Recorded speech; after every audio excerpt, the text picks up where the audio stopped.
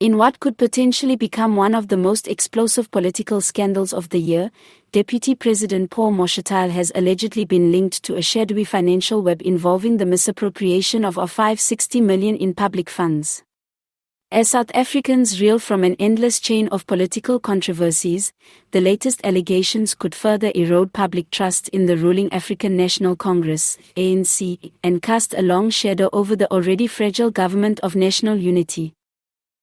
According to whistleblowers and leaked preliminary investigative reports, the scandal centers around a series of irregular contracts allegedly awarded to politically connected companies during Mashatile's tenure in a key leadership role.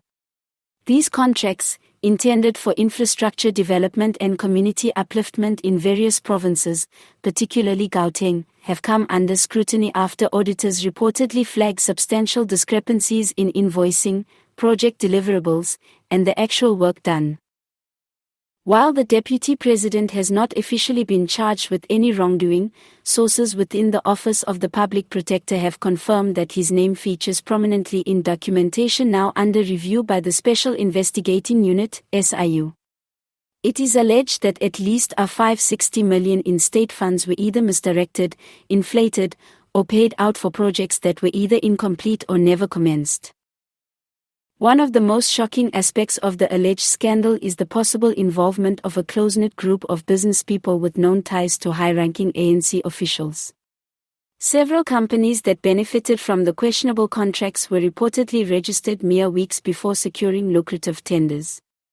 Investigators are also probing whether front companies were used to launder money into offshore accounts, some allegedly linked to relatives and political associates of Mashatile.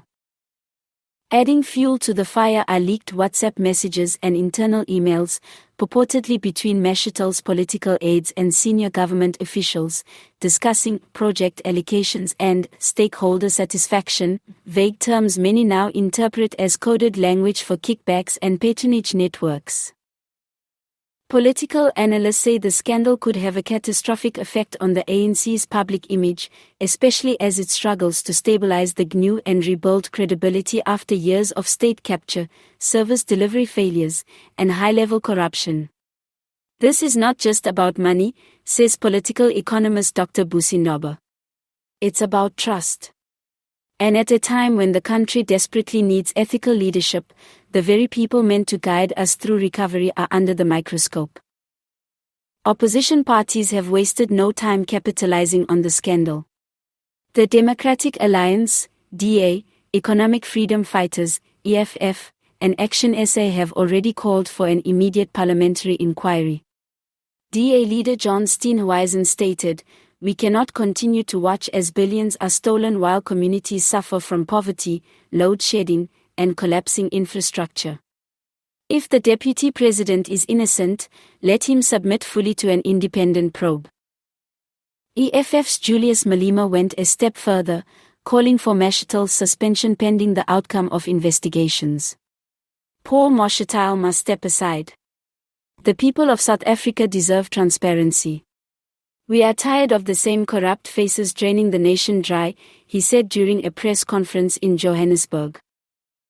The presidency has responded cautiously. In a brief statement, the Office of the Deputy President labeled the allegations malicious, unfounded, and politically motivated, insisting that Mashatile remains committed to transparency and clean governance. However, no official rebuttal has been made regarding the existence of the contracts or the businesses in question.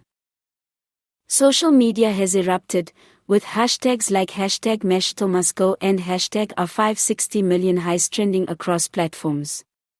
Citizens have taken to the streets in Johannesburg, Cape Town, and Durban, demanding accountability and justice.